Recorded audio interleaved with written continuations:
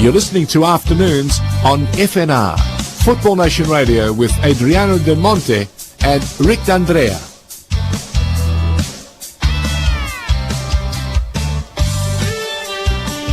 Good afternoon and welcome to Afternoons on FNR Football Nation Radio. I'll be your host, Rick D'Andreaand, for the next 2 hours as we go through the entirety 49 games across the 5 domestic competitions in Europe, and what a big weekend it has been. My co-host for the next 2 hours here on Facebook Live, across our website and across our app, Football Nation Radio, will be Damon Palmar. Adrian will be taking a week off to rest up and relax. Hey, Damon, welcome, first and foremostly. Afternoon, Rick. Good to be here. Thank you and welcome. And of course, we'd love to hear your thoughts throughout the few hours that we are on air. We're going to be speaking about Manchester City and that dramatic 4-3 win in the penalty shootout over Chelsea in the Carabao Cup. Of course, Kylian Mbappe, he gets a new little record set playing in Ligue 1. Lionel Messi sets another one himself, and there's plenty of other news going around. Chelsea as well in a little bit of trouble, and some coaching murmurings and shuffling of the decks that might need to occur. But as we do, 9944 if you want to get involved, at FNR_radio if you want to tweet us. But as we do every Monday, Damon, over to you. A little bit of news to recap what happened over the weekend. Thank you, Rick. Manchester City have claimed its first trophy of 2019 with a penalty shootout win over Chelsea in the Carabao Cup final. With scores deadlocked at 0-0 after 120 minutes, spot kicks were required, with City winning 4-3. Table toppers Liverpool and Manchester United have played out a scoreless draw in the Old Derby. Ole Gunnar Solskjaer needed to use all 3 of his substitutes in the first half after Ander Herrera, Juan Mata and Jesse Lingard picked up injuries. With the result, it also meant Arsenal had the chance to move back into 4th place, and that they did by defeating Southampton 2-0. Bayern Munich may have temporarily been level on points with Borussia Dortmund in the Bundesliga standings, but Dortmund went on to claim a 3-2 win over Bayer Leverkusen. Lionel Messi has scored his 50th career hat-trick and his 650th career goal to help Barcelona beat Sevilla. With the loss, the Rojiblancos slipped to 5th, and Getafe are now in the final Champions League place. 2 controversial penalties requiring VAR intervention have seen Inter and Fiorentina play out a 3-3 draw in Florence this morning. After an own goal, just 13 seconds in, Inter were able to take the lead before the half-time break and extended it to a 2-goal lead after only 52 minutes. However, Luis Muriel and Jordan Veretout found the back of the net late on to share the spoils. Kylian Mbappe has become the youngest player to score 50 goals in Ligue 1 history, as he bagged a brace to ensure Paris Saint-Germain defeated Nimes 3-0. But the biggest talking point has been the resurging Monaco beating Lyon 2-0 this morning to edge themselves away from the drop zone. Chelsea have been banned from signing players for the next 2 transfer windows after it was found by FIFA that they have breached rules in relation to signing players under the age of 18. The club has also been fined £460,000, while the English FA have been fined £390,000. In other news, Leicester City have announced the sacking of coach Claude Puel. After losing 4-1 to Crystal Palace, the Frenchman was shown the door. Puel had not won a game with the Foxes since defeating Everton on New Year's Day, and Celtic boss Brendan Rodgers is being touted as the early favourite to take over at the King Power. Rick, back to you. Thank you very much, Damon. And I think what we'll do is we'll start in the English Premier League since you've dovetailed in with that last story, and we'll start with Leicester as well, and we'll discuss their match against Crystal Palace. 4-1 there to the Eagles on the road, with, of course, Wilfried Zaha and Michy Batshuayi both getting on the score sheet. A real interesting game, and all of a sudden that's also meant now, unfortunately, that the president had a very interesting saga, of course, in October.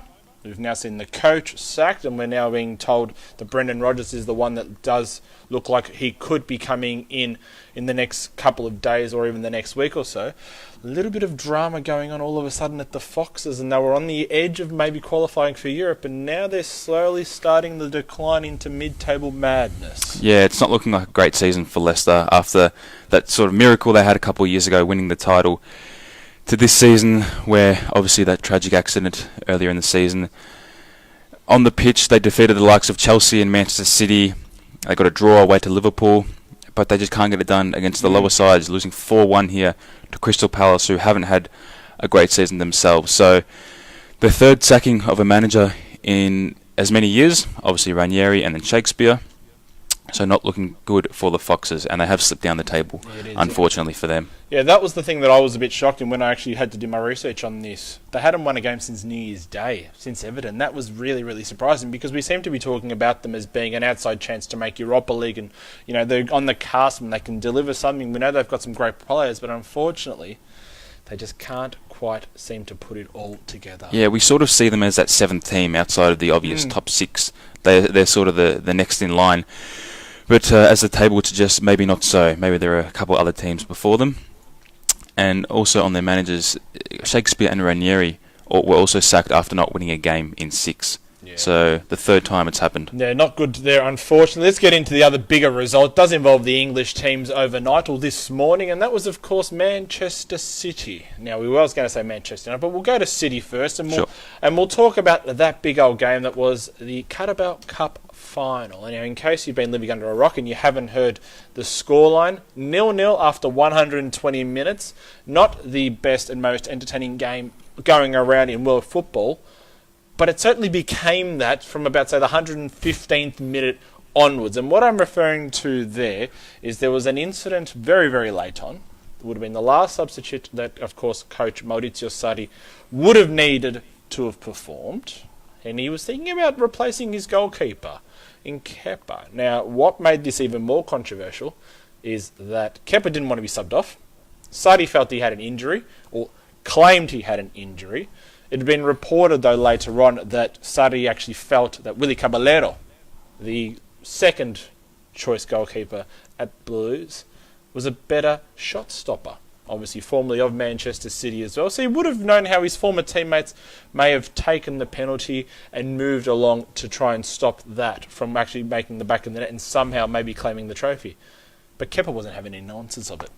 Now, how do you feel about this, Damien? Because normally it's the coach's word on the pitch that overrides everything. Maybe the captain might have a little bit of an influence, but it's what the coach says that goes. And for the goalkeeper not to want to come off the pitch when he's been told to, I think it now starts to reek of a little bit that Sarri is going or edging closer and closer to losing the dressing room.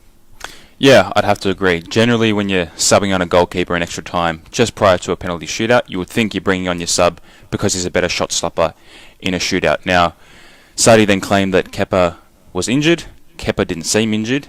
If he was that badly injured... He was masking it very, very well. Yes, exactly. If he was seriously injured, I think he most likely would have come off. He clearly didn't want a bar of it, which says to me that Sarri may have just begun to lose the dressing room. Now, I don't think Sarri would have wanted to have admitted that post-game, because then it makes it obvious that the players don't really want to listen to him, which is not a great look on a club who's had a season where, well, they've just fallen south, really. After what was such a hot start, it's basically a crisis at the moment, which is what our caption says on this Monday. So, poor form from Kepa, in my opinion. It really does come down to the manager. If he wants to substitute you off, don't make a scene. That's exactly Leave the pitch, make the sub. Not a great look for the young goalkeeper. I wonder if there will be sort of any internal repercussions that might come out of it. I mean, we're not going to have it played, or at least this saga doesn't seem as if it's going to be played out in the media and in the public's eye. But I wonder if maybe the goalkeeper and the Chelsea manager might have a few words, maybe a few extra training sessions, just to sort of, sort out a little bit of the issue. Well, for Chelsea's sake and their fans, you hope they do, because let's not remember, Kepa was the most expensive goalkeeper in history. They paid £75 million plus for him, so if there was a falling out between the manager and the goalkeeper, not a great look for the club. Potentially a large investment wasted. Potentially. We'll have to wait and see what does happen. But I guess with Chelsea, the other story that has been floating around, and we'll touch on Manchester City in a few moments' time, but the other story is that Chelsea, as you sort of said in your news there, Damon, they're going to be going through a transfer ban where they won't be able to buy any players or bring in new signings into the club over the next 2 transfer windows due to some ineligibility of players being signed underneath. So, not a good look at all. And what do you do? Well, just when you think it couldn't get any worse for the Blues, it has. banned from signing players for the next 2 windows. Now, they are going to make an appeal, I believe, so we'll wait for that. But as it stands, they won't be able to sign a player this summer coming up, European summer, or next January, which is a massive blow, considering the rumours of Eden Hazard potentially leaving to Madrid, potentially Willian making his way out of the club. I would assume they're going to do their best to keep those players if the ban stands, because they can't bring anyone in. Or they can sign players, but they're not allowed to play until the ban is up. What makes it even more interesting as well is we know that Chelsea has one of the longest loan lists of players out across Europe. I think last count was about 33, 34, maybe give or take a few numbers either way. So they might have to try and get a couple of those players in to sort of fill the void. Gonzalo Higuain, well, at the moment, he doesn't look like he's going to stay. We know about, of course, Mateo Kovacic, who's on a season-long loan as well. So there could be just a few more players other than those 2 that you did mention that could be shown the door. Yeah, absolutely. The interesting one also is they have signed Pulisic. I'm not sure what the ruling is. He will be able to come in. Yeah, I would think so. Prior to the announcement, okay. So he'll be able to come in. If they were to lose a winger, either Willian or Hazard or both, at least they have someone coming in to fill one of the voids. Yeah, and Silvio's come through on our Facebook Live in relation to the whole Kepa situation. There was confusion with the medical, and they claimed that it was a misunderstanding. Well, we were reporting on Friday that Kepa was likely to miss at this stage because he hadn't passed his medical.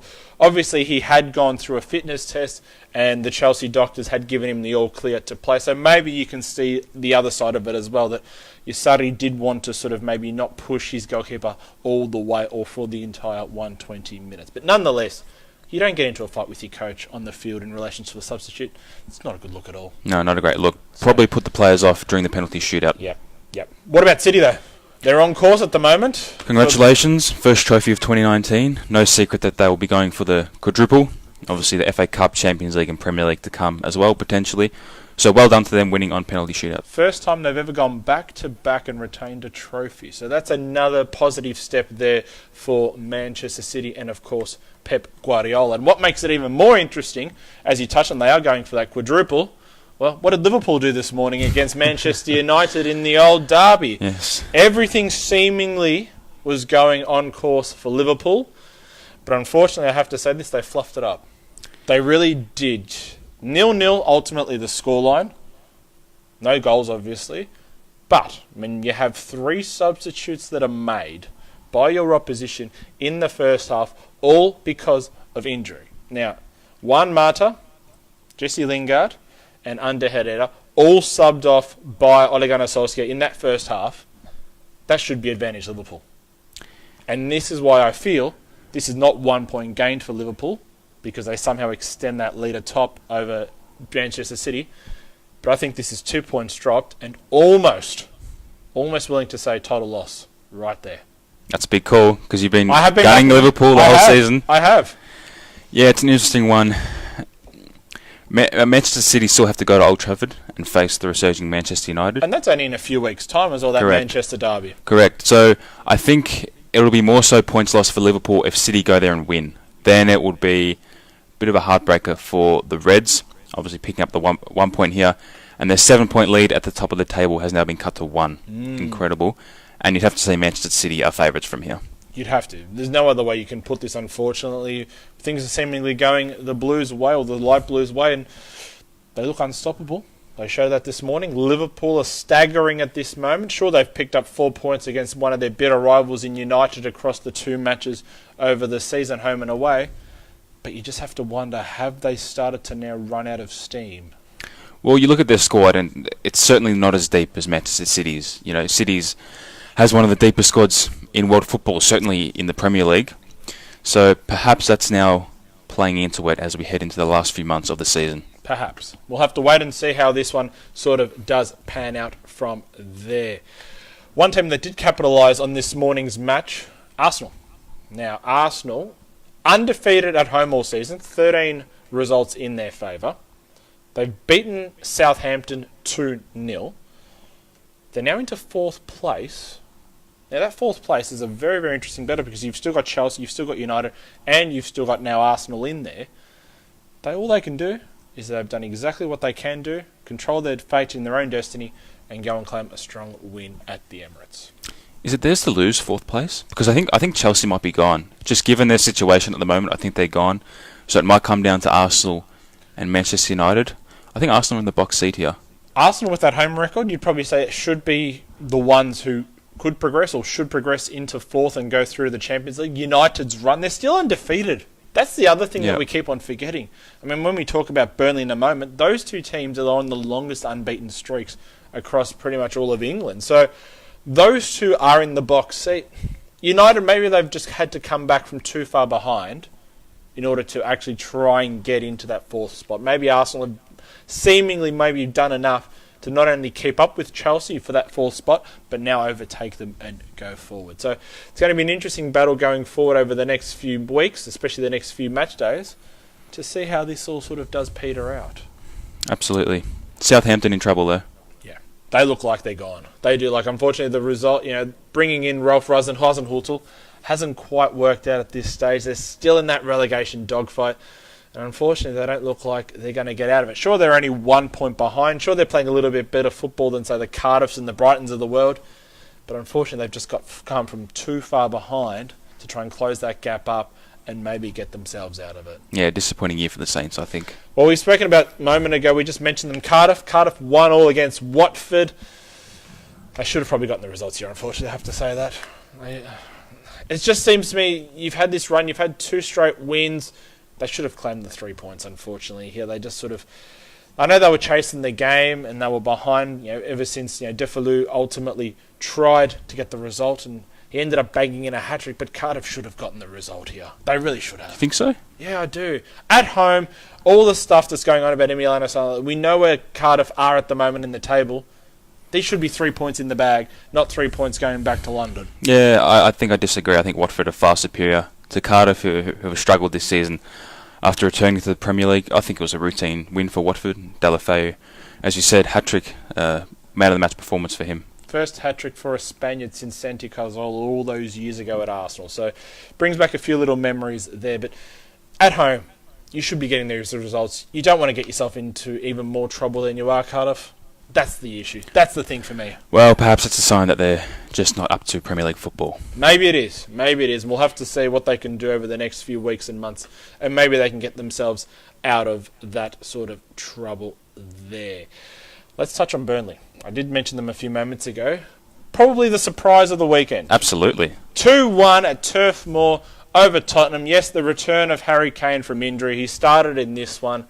But unfortunately, that was the only headline you can really say there for Spurs. A disappointing loss for Tottenham. After losing Kane and Ali and Son during the Asian Cup, we thought maybe they'd drop some points there. They didn't. They just kept getting it done. Destroyed Borussia Dortmund in the Champions League, round of 16, first leg, 3-0. They just kept getting it done. And then here we are, Harry Kane comes back in the side, and they lose to Burnley, 2-1 away from home. A result I didn't see coming. No. But it's a result that certainly takes any hope away, I think, from Tottenham winning a title. Well, they now go 5 and 6 points behind, of course, Manchester City and Liverpool respectively. So you'd think with the games and the schedule that both those teams have, you can't really see them dropping too many points over the next few weeks and months, or at least enough to allow Tottenham to get back into it. That's the other thing, the other element here. So it could mean that Tottenham remain in sort of this no man's land. 5 points ahead or behind City, but about 7 or 8 already behind that chasing 4th pack. So it's going to be interesting to see how Pochettino does spur his team on to hopefully stay focused enough to win and progress through automatically. Yeah, I don't think it's a bad position for them to be in. I think Champions League is essentially secured, which is very important for them. Because if they didn't qualify for the Champions League next year, there'd be rumours of Pochettino maybe making an exit, going to a club such as Real Madrid, who will need a coach next season. So lucky for them, they're in a pretty good spot qualifying for next season's Champions League. This season, 1 foot in the door to the quarterfinals, you would think. You'd think with that lead, you'd think they should get I'm not ruling Dortmund out, but you'd think Tottenham would go through. So they're in not a bad place.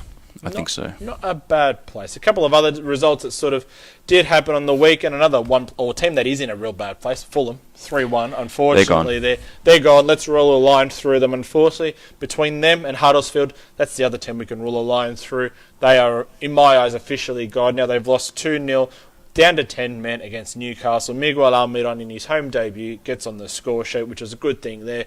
But unfortunately, not too many other positive lights coming out of Jan Sivot's team at this stage. And the other result, the final one, Bournemouth 1, Wolves 1. Probably doesn't help either team in that sort of hunt for a 6th, 7th place and an automatic spot in Europe. Let's go across to the Bundesliga, which is now turning into almost another favourite of ours here on FNR Football Nation Radio. Why? Because the title race has reopened. Completely reopened. Bayern Munich, they did play in the earlier match of the weekend. They took, obviously, care of Hertha Berlin 1-0. A little bit controversial, but what made it even more interesting is they were on level on points for about 24 hours because Borussia Dortmund, playing against their former manager in Peter Bosch, have claimed a 3-2 win over Bayer Leverkusen, just to extend that gap a little bit again. Yeah, firstly, Bayern, they went ugly, which is a bit different to, I guess, the Bayern Munich we've seen over the last 6 or 7 years. They can win in multiple types of ways. Now, 1-0 over Hertha Berlin, a solid win, and you mentioned they temporarily went equal top on the table, and it's that perceived pressure that we've spoken about across a number of leagues this season that Borussia Dortmund would have felt. Obviously, hadn't won in 5 in all competitions. Borussia Dortmund heading into this game with Leverkusen. So Bayern get the 3 points, as do Dortmund, 3-2. Sancho scoring an incredible volley. What a goal that was. What a goal from the young Englishman. They get a crucial win, Borussia Dortmund. Hopefully for them, that's a win that can restart their season and sort of lead them to a first Bundesliga title since 2012. Yeah, it'd be interesting to see. I really was interested also with the whole Peter Bosch versus his old team. And I felt for the first, half an hour, maybe 35 minutes, we'll say the first half, Leverkusen should have been up, say, 3-0. They had a whole heap of chances. Unfortunately for Bürki, he was able to save them all or sort of put himself into a position that would sort of parry them if they were coming straight at him. He had a very, very good first half. But unfortunately, this is what the good teams do. This is how you start to separate the wheat from the chaff a little bit, is you need to put away your chances when they are presented to you. And why Bayer Leverkusen, unfortunately, didn't get on the score sheet in that first half was because of this. It just goes to show how different the result could have been had they actually managed to get a few in the back of the net when they were clearly on top. Yeah, it really was the difference here. I think the difference between Dortmund winning and Leverkusen losing, you look at Sancho's goal and you look at Götze's goal from outside the box, perfectly placed in the bottom corners, both of those goals. So that was the difference here in Dortmund getting the 3 points. For Bayern, you did mention they won ugly. They probably had a couple of goals that I think should have been struck on rather than actually struck off, especially Hertha. They actually did get a couple of goals, but unfortunately the flag went up, a couple of offsides going against them. The bigger news, though, out of Bayern Munich, though, is Kingsley Coman. That thigh injury of his has come back. Now, we know he's had some serious ankle issues over the last couple of seasons. He was subbed off midway through the second half, and no official word, or no strong official word, has come out in relation to his hamstring and thigh issues, but he's going to be in doubt for the second leg of the Bayern Munich-Liverpool clash. So that means he's going to be out for a few more weeks, which means there's only one winger left, Frank Ribery. Mm-hmm. That's going to be an interesting thing because we know Frank Ribery is 35 years old. He's starting to get towards the latter end of his career. Is he going to be fit enough to play through 90 minutes, week in, week out, and potentially, if it needs to go to 120 or penalties, in the Champions League? Yeah, massive question mark over them. Obviously, Robben's still out. So they do have a little bit of a shortage on wingers. Obviously, Gnabry's there as well, who will play. So can you rely on a 35-year-old Ribery, who has been an absolute superstar over the course of his career? He has. But obviously coming to the end of his Bayern Munich career. So an interesting tie Munich and Liverpool will be in the second leg. It is. Some other interesting ties this weekend, and I think now the title race, you could say, is now down to 2. Clearly, why? Because Borussia Mönchengladbach have completely stuffed up the last couple of match days and unfortunately have gone down 3-0 to a resurging Wolfsburg. A Wolfsburg side that, you know what, we can't rule out from even making a Champions League automatic spot. That is how good they are. They're unbeaten in their last 4, 3 wins and a draw. they have torn apart this Gladbach side, and the Gladbach side that started off very, very well, similar to what Leverkusen did as well, had the opening few chances, just couldn't quite get into the back of the net, and then Wolfsburg resurged, 3 goals in the second half, and got the 3 points. Yeah, incredible for Wolfsburg. They've sort of come out of nowhere, flying under the radar. They have. Now up to 5th. Unbelievable. As for Mönchengladbach, it was a great start for them during the season. Maybe had a slim hope of winning a Bundesliga title, but obviously Dortmund and Munich are far too ahead of them now, and Champions League football is what they can hope for. Fingers crossed that they can get it. It'll be interesting to see if the Green and Whites get back into European contention. I believe Mönchengladbach play Bayern next week. They do. That is going to be an interesting game, 2nd v 3rd. It's going to be on the road as well here. It's going to be one where Bayern will have to travel, of course, across. Won't rule out something interesting happening there, and that will definitely be the one that could determine the 2nd place in the title race. Oh, if Bayern win that, yeah, for sure, Mönchengladbach will not be finishing top 2. If they don't and Bayern drop points and Dortmund get a win, Dortmund get the edge, they will go either 5 or 6 points clear. And you'd think at the moment, we are speaking on a Monday, so it is still Sunday night in Germany, Bayern do have the edge. 3 wins out of their last 3 games. Mönchengladbach, unfortunately, 2 losses and a draw. So not looking good at this stage for the Black and Whites. But we will wait and see how things happen, because a week is a very long time in football as we are at. There is one more match still to be played tomorrow morning, our time. Leipzig and Hoffenheim. Leipzig in that sort of 4th place can close the gap and can even overtake Gladbach into 3rd should they get the result here. Hoffenheim can sort of start to rejoin Bayer Leverkusen, who had that loss that we spoke about a few moments ago, and maybe have an outside chance of getting a spot in Europe. Just some of the other results wrapping up sort of here from Germany, as we touched on. Dusseldorf 2-1 over Nuremberg, a 10-man Nuremberg. As we said, 5-1 Freiburg over Augsburg, unfortunately here. Not a good result here for Augsburg. 2 losses in a row, 10 men as well, not the best. Schalke, we thought Schalke might be starting to get their skates on and maybe improve after their Champions League performance, but unfortunately a 3-0 loss here to Mainz, and Werder Bremen and Stuttgart played out a 1-1 draw.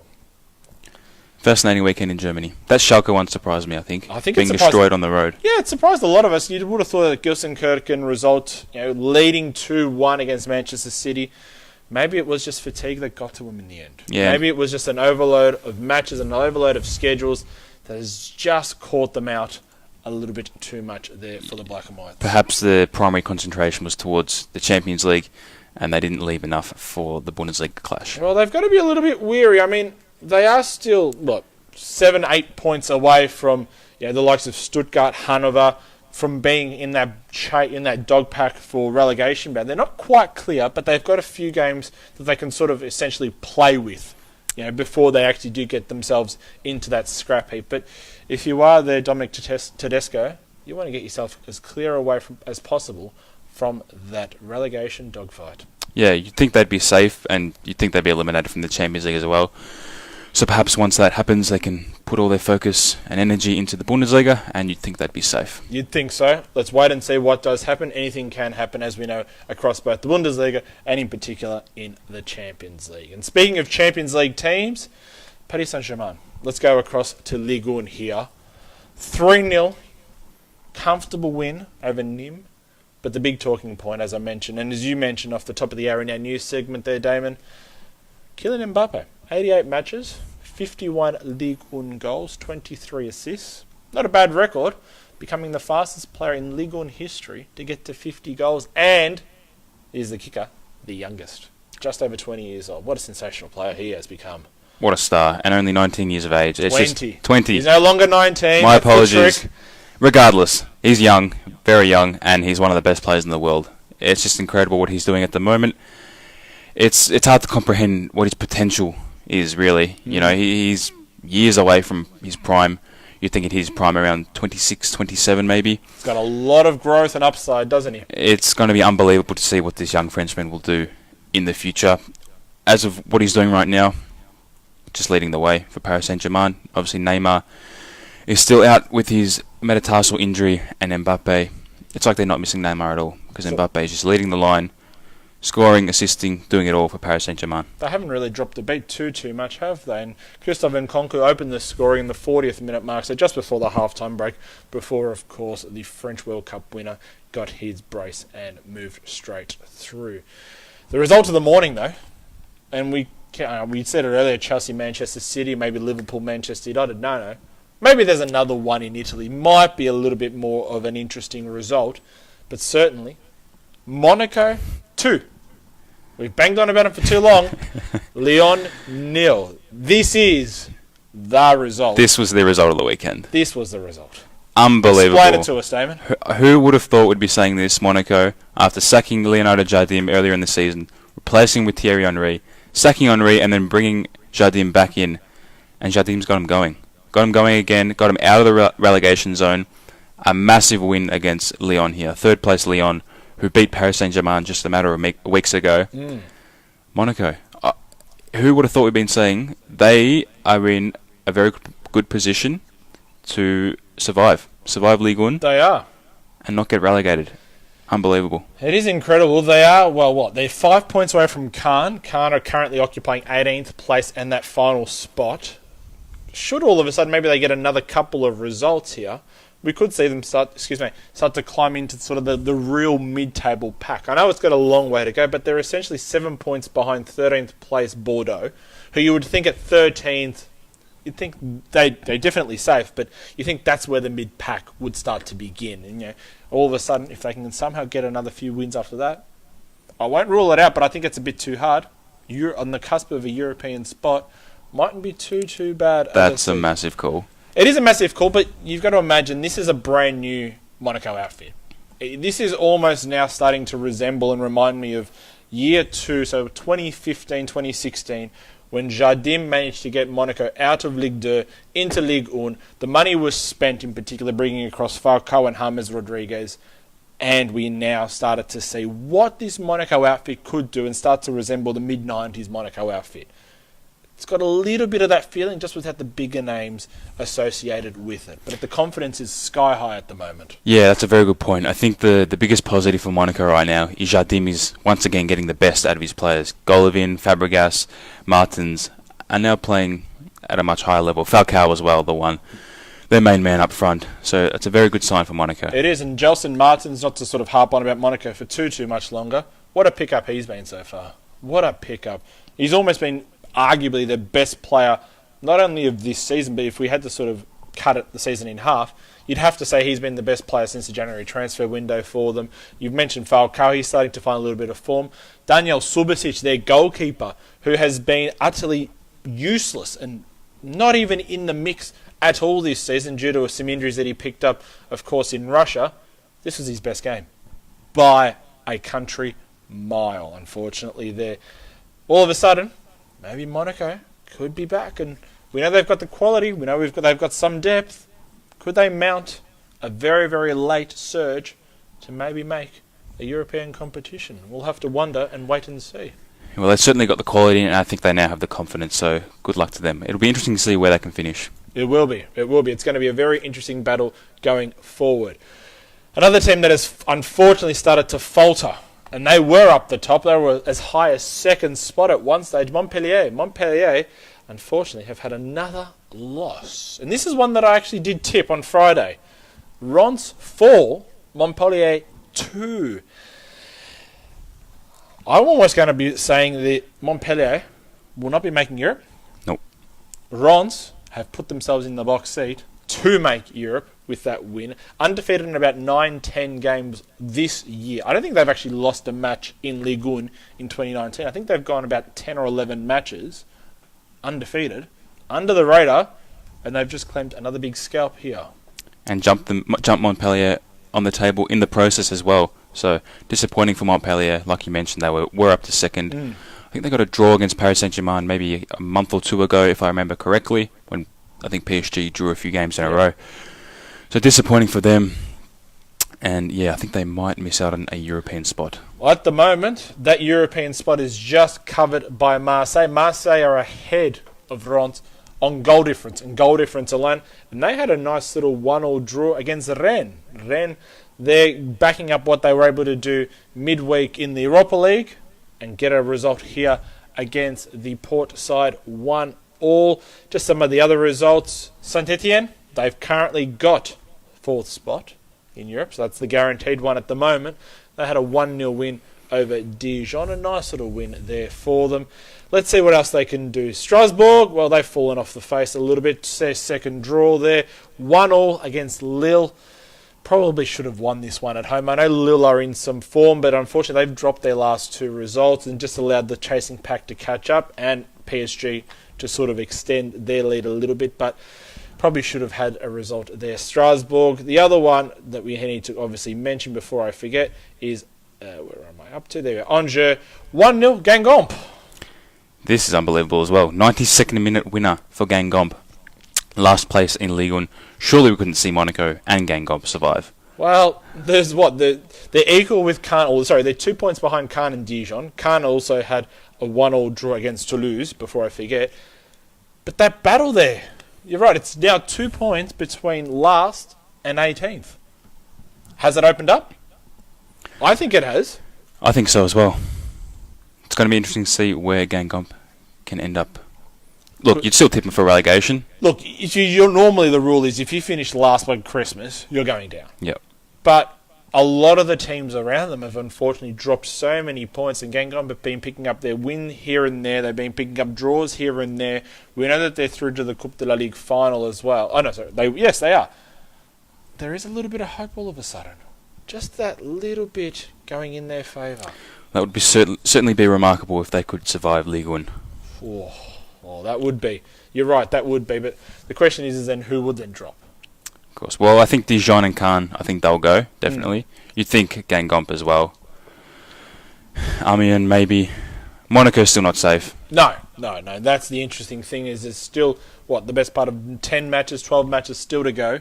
And that the relegation's dog scrap is not over by any stretch of the imagination. You can maybe narrow it down to about 7 or 8 teams that might get themselves in there, but beyond that, it's still a very, very, very long way. One other result that we didn't mention, Nantes, of course, at the whole Emiliano Sala tragedy, they've been able to get another home win against Bordeaux, 1-0, and the crowd are still standing up in the 9th minute, giving their applause to obviously commemorate the loss of their former striker, which is a very nice touch here for them. Bordeaux, well, 3 losses in 5, bit of no man's land at the moment. They seemed as if Ricardo, their coach, could somehow save them and maybe get them a place in Europe. That was the feeling about 6 match days ago. Unfortunately, they've sort of fallen off the wheel a little bit. Yeah, disappointing for them. They sacked their manager 2 games into the season, wasn't it? Yeah, so a shaky Ligue 1 season for Bordeaux. Like you said, no man's land, limbo. They won't be getting a European spot. No. Won't be getting relegated either. You wouldn't think so, but let's wait and see. These 2 teams that are definitely not getting relegated as we shift our attention across to Spain here on Afternoons on FNR, proudly brought to you by Lanco Group for all your engineering solutions. Barcelona. Now, where are Barcelona without Lionel Messi? Because he has come out again. He has done what a lot of people thought he probably needed to do for his confidence, and that is come out, score a goal, and lead Barcelona to victory. But he hasn't just scored 1. He's scored 3. He's gotten the assist for Luis Suarez, and he has single-handedly demoralised and demolished Seville 4-2 at the Roman Sanchez Pizjuan. Yeah, they weren't tap-ins or penalties either. They were 3 quality goals. I'd say the first 2 were world-class. First one being a volley with his left foot, smashed it home really into the back of the net. Second one, opposite foot into the top corner. That was the pick of the bunch for me. And the third one, a delightful chip over the goalkeeper to make it 3-2 at the time. An incredible hat-trick from the world's best player, in my opinion. He's certainly back to his best. After maybe there was a couple of years there where Ronaldo was winning the Ballon d'Ors and Messi was just a little bit behind the 8 ball. He's certainly back to number 1 for me.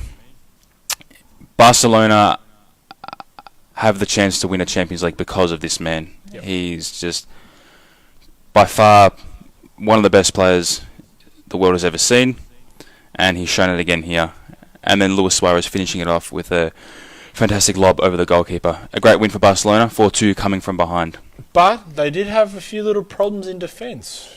That's did. The issue. Which has been a question for them the whole season. That's the problem is you had Jesus Navas get it opening the score, and then you had Gabriel Mercado just before half-time make it 2-1. And that's why you had to rely on Messi. You had to rely on his brilliance and his skill. And yes, we know how good he is as a player, but you had to rely on the Argentine international to salvage the result to go in your favour. And that is a little bit of a concern for me, especially as you start to get deeper in to not only La Liga, but of course the Champions League. Of course, they can get it done here against Sevilla, but will they be able to get away with that against the likes of Paris Saint-Germain, Manchester City, Atletico Madrid even, who are just a fantastic defensive unit? It's going to be interesting to see. You'd think they get past Lyon, but quarterfinals and beyond, will they be able to get away with it? And that's the issue that we'll have to come up with. Of course, Silvio, a resident Argentine and Lionel Messi fan, he said Messi showed why he is the greatest over the weekend. He did. Yep, he completely agree. He did. 650 career goals, not a bad little record as well. Not bad. 50 career hat-tricks, not bad as well. So that's okay. Yeah, not bad at all. I'd say that's a fair effort for Lionel Messi going forward. What about Real Madrid? Where do you want to begin with these guys? Because yes, they had a 2-1 away win over Levante, but controversial wins they were. Why? Because there were 2 VAR calls. Both went in favour of Los Blancos. Both, in my eyes, you can question as to why they were given in favour of Los Blancos. But Karim Benzema and Gareth Bale did enough from the 11-yard spot kick to ensure that they not only won the match, but they stayed in the hunt for, of course, a top 2 finish in La Liga. Well, where are they at, Los Blancos? Because they had that fantastic win away to Atleti a couple of weeks ago, 3-1. Then they lost to Girona at home, 2-1. Against Ajax in the Champions League, they got dominated in that first half. Ajax should have taken a commanding lead, I thought, going into half-time of that Champions League match. So they're a bit unpredictable at the moment, Real Madrid. We've obviously been used to them being so successful, and this season they've obviously been inconsistent, to say the least. So it's just a bit hard to get a read on them at the moment. Obviously, a win here against Levante in controversial circumstances, but they do get the 3 points. And Levante, let's be frank here. Levante probably should have won this match. They had about 4 or 5 opportunities. They hit the woodwork about twice. They got into really good positions that really threatened that Real Madrid a few times. They ultimately had a man advantage when Nacho got sent off late on. So there were plenty of opportunities here for the blue and red team to actually get a result, maybe somehow equalise late on, but certainly put Real Madrid under defensive pressure and walk away with all 3 points. It's a little bit iffy here for me. Yeah, maybe it comes down to that lack of finishing again. We were speaking about Leverkusen before, not being able to put away the chances. Same case, perhaps, for Levante. Perhaps. But this is the other thing that I wanted to talk about. Simulation and ball to hand. Now, why I wanted to talk about that, maybe we'll say ball to hand for when we discuss the Serie A a little bit more, but simulation in the box. Now, what happened with the Gareth Bale penalty that he ultimately converted is that there was a fresh air swing by a Levante defender to clear the ball, clipped very, very softly, let's put it that way, if at all, Casemiro, who was playing his 300th game here for Real Madrid. Casemiro decides to play act very, very up. The referee points to the spot, fair enough. The Levante players decide to yell in front of the referee and say, go and refer it to VAR, get them to look at it. And even after VAR looks at this incident, they still say correct call by the referee. He did not even get the player at all. The Brazilian has completely put one right over the entire referee and the VAR referees in the box. This should not have been a penalty at all. Certainly looked like simulation, didn't it? It did not look like there was enough contact, if any, for Casemiro to go down the way he did. So, very controversial. They obviously scored from that goal and got the win. It's just interesting to see VAR being implemented and used and still getting a decision like that.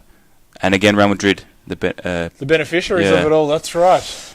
The other interesting fact about that little incident there is that Gareth Bale, when he did convert the penalty, he didn't want to celebrate at all. He was very, very interested in practically getting the ball, starting to make his way back to the halfway mark and restart play. He didn't want to celebrate.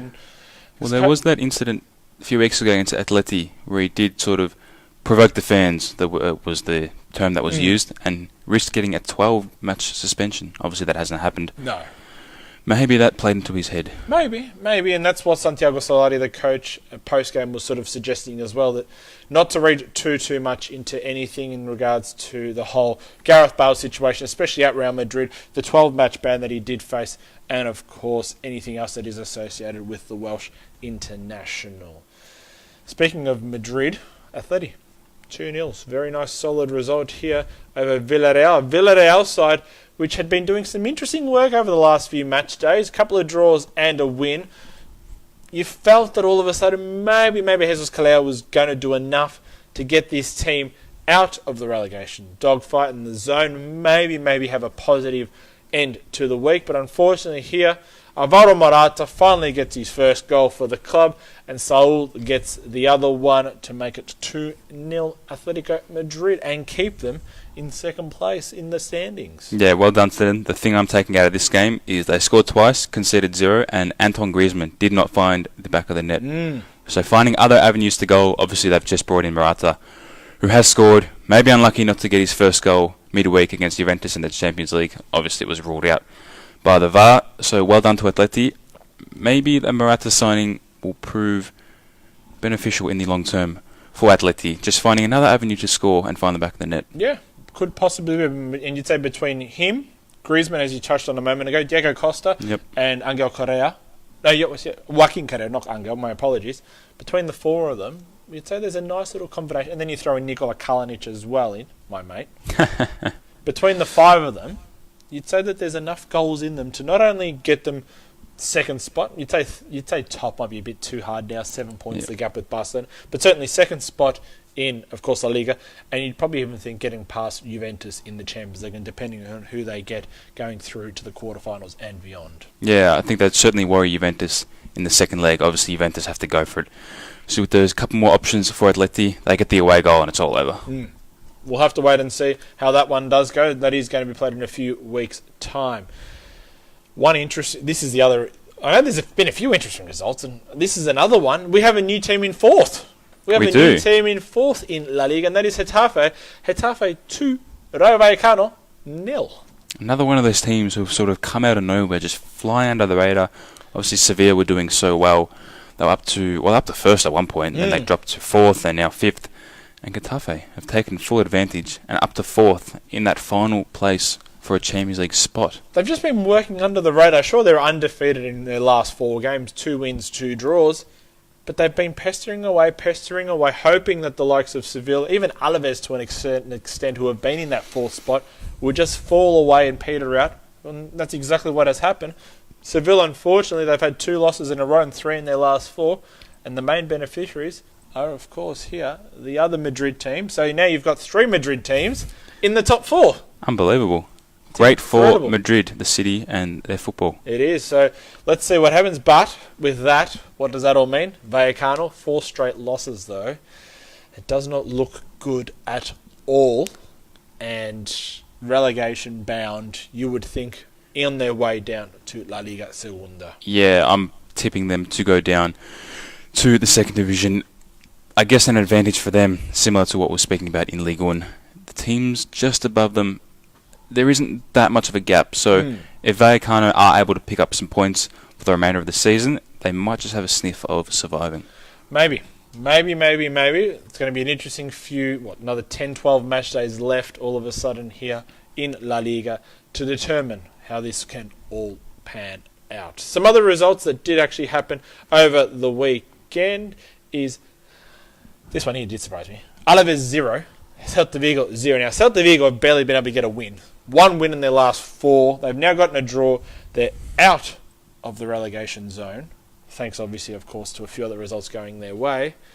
But Alaves just dropped some more points. They can't seem to get a win at all. They've had 1 win in their last 5. Not a great look for a team that was on the cusp of a Champions League berth. Yeah, they certainly have dropped off. Obviously, that hot start to the season. I remember when they beat Real Madrid in the last minute.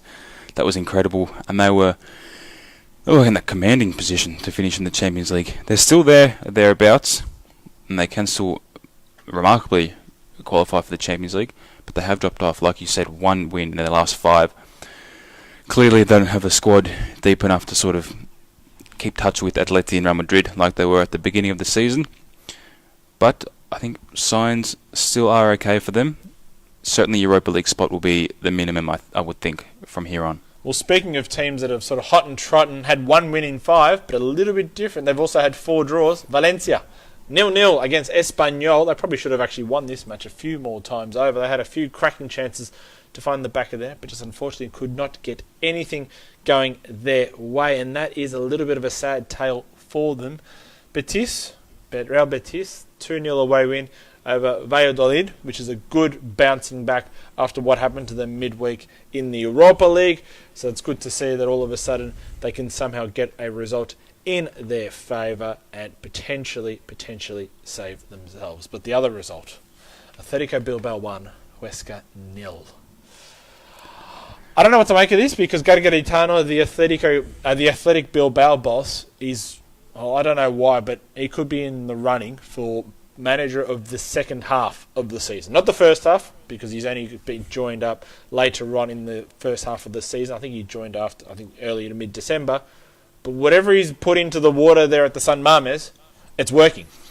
And I think he needs to add a lot more, because that team now, yes, on the cusp of Europe. They are 4 points away from Seville in 5th, and technically 6 points away from Getafe, and getting that final Champions League spot. This is remarkable. Yeah, it is. They were a long way behind. I remember when they played Sevilla 3 times in a matter of weeks. Sevilla were far and away ahead of them on the table. So you'd think Sevilla, 3 wins coming up. Bilbao actually got 2 wins, I think, out of the 3. So 1 in the league and 1 in the Copa del Rey, but ultimately Correct. Seville did go through based on what happened in the first leg of that clash. Correct. So Bilbao still remarkably have found their way up the table. And because of the nature of the La Liga season this season, they find themselves in a good position, potentially to qualify for the Europa League, maybe even Champions League. 19th to up to 9th at the moment, or in and around that pack. A couple of results go their way. And like I said, Gary Garitano could be given coach of the season, especially in that second half. They pulled one out of the hat. Yep. Let's put it that way. We knew that Bilbao would always be in and around the top half of the table. They had enough quality and depth in their side. Sure, they were picked apart with a few players leaving late on, Kepa being one of them, but they have really resurged since. Inaki Williams and Nika Munian have really started to click together. We saw that Inaki Williams did win Player of the Month in La Liga in January. We've seen what the quality that they've been able to bring in and build up through their academy. Watch out for them. I'm almost now starting to lean towards Bilbao, due to the run that they're on, maybe actually getting a European spot. Which one? I don't know, because that 4th, 5th and 6th is a poison chalice at the moment. None of the teams currently in there want it. But Bilbao, Valencia is what Adrian has said. I'll get your thoughts on who could get one of those positions in a moment. But it doesn't look like it's Seville, doesn't look like it's Getafe, and it doesn't look like it's Alaves that want to stay in the race for a European spot. Yeah, you wouldn't be confident with any of those teams, really. No one wants to put their hand up and say, yeah, we want to finish 4th. Maybe Getafe, just based on their current run of form. But I think, like I mentioned, the nature of this season in Spain is incredible to watch as a neutral, for one. It's just so close on all parts of the table, so you can't really be too confident with any team finishing in 4th place. Sevilla, I don't think they're out of the running. No. I think Valencia could make a climb up the table. Obviously, we know where they've come from, drawing all those games at the start of the season, which was disappointing for them. So I think it's down to them, Sevilla and Getafe. Interesting. Let's wait and see what does happen. With a few moments left here, what we'll do is we'll quickly whiz through a little bit of Italy, but then we'll pick it up in the second hour of afternoons on FNR. We'll be in our studio a few little moments away, so do stay tuned. And what we'll do is we'll discuss the big talking point out of Italy now. And this was this morning. Inter 3, Fiorentina 3. Now, we will resume the rest of our Serie A talk a little bit later on, but 2 very, very controversial VAR incidents. One involved a ball to hand, which was then reviewed by the referee, given as a penalty spot kick to Inter, to which they converted. The second one, though, I don't even know how to explain this. I really don't, because it's practically the same sort of thing. And it took 7 minutes to work out the exact same thing that it was worked out earlier in the match. And then it was converted by Jordan Veretout to make it 3-3. But the big question, the overriding question is how did Inter blow a 3-1 lead and let Luis Muriel score a cracking free kick from about 45 yards out, and then Veretout to get that winning, or that match, that point-saving penalty. Well, one of our captions is Inter gone, question mark. Do you think they're gone? Well, gone in terms of not finishing in the top 4. Not gone yet, but it looks like it's heading that way. 3-1 up here away to Fiorentina, cruising almost, and then they cop 2 goals, one of those obviously in the 101st minute. Surely that's the latest goal ever scored in Italy. You'd think so, 101st.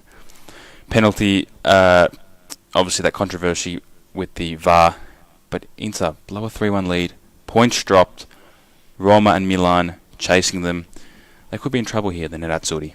Well, they are only 2 points ahead of Milan. That's the thing that you have to keep into mind. And you've also got Roma as well, who's a further point back. So you'd think now Inter have been sucked into the battle for third. There's no ifs, there's no buts, there's no maybes. They are in that zone just due to practically all their results over the last few match days. Sure, 2 wins in their last 3 looks very good, but what did they do a few match days prior to that? 2 losses. So all of a sudden, you can't be leading, can't be scoring multiple times, which is what they've now all of a sudden found with no Mauro Icardi in the lineup. Strange as that sounds, considering they've been relying on the Argentine international to get all their goals. But no Icardi in the lineup. They're banging in multiple goals. At the other end, where they've been safe as houses, they've been found out on a few different occasions. Yeah, so this match was sort of the opposite of what we've seen from them this season. Obviously, defensively, they've been absolutely fantastic, particularly in 2019. But offensively, they've just struggled to find the back of the net. They score 3 and concede 3. So not like the Inter we've seen over these past few months, or this season, really. Disappointing from them. Like you mentioned, they are back in the pack with Roma and Milan. Even Lazio are still there. They obviously got a game in hand. Disappointing for the Nerazzurri. They need to find a solution quick. They do. But what about Fiorentina? Fiorentina just under the radar a little bit. Undefeated in their last 5. 2 wins and 3 draws. So not the worst sort of record going around, but just doing enough to sort of keep up with the likes of Lazio, who are a couple of points ahead. Atalanta, who unfortunately had another loss over all this weekend. And probably Torino a little bit as well. So going along nicely, but with a little bit of work there to do. Yeah, certainly. That's another sort of pack under the top 4 race. There's that race for those Europa League spots between 5th and probably 9th. Sampdoria there as well. Fiorentina 10th, sorry. So about 5-6 teams there vying for a Europa League finish. Fiorentina, one of them, flying under the radar, just quietly getting it done. Fantastic comeback in front of their home fans this morning Australian time. 3-1 down, and they get a point against Inter. Just some other news that is floating around Italy, and like I said, we'll touch on the Serie A in the second hour here on Afternoons. That'll be, of course, across our website and, of course, our app. Just the final few moments here on our Facebook Live. Alessandro Del Piero. We all know who he is. I don't think we need to introduce him. Former Juventus, former Sydney FC star striker. He's gone and purchased a 3rd-tier United States Premier League team. Or Premier Soccer League team over there. LA10, Los Angeles 10 is what it is. So it's in the 3rd tier. Congratulations to him. He is an owner. He is also a part of the board of directors there, and he has been for a little while, but he's obviously taken his interest to another level and stepped it up a little bit. And the other interesting news that I've discovered in the last few days, Vincenzo Montella. Now remember him. Much maligned at Milan, much maligned at Roma, much maligned at anywhere he's sort of been as a coach, usually been fired or told to go elsewhere. He's in the running to be the Iran national team coach at Team Melli. Obviously, we know what they did in the Asian Cup, where they made a semi-final and ultimately got eliminated by Japan. Carlos Queiroz did move on to Colombia, as we know, after the Asian Cup. But Montella to Iran could be an interesting move for him. He's now saying that, well, he's burnt maybe too many bridges. He can't get any more club level type coaching appointments.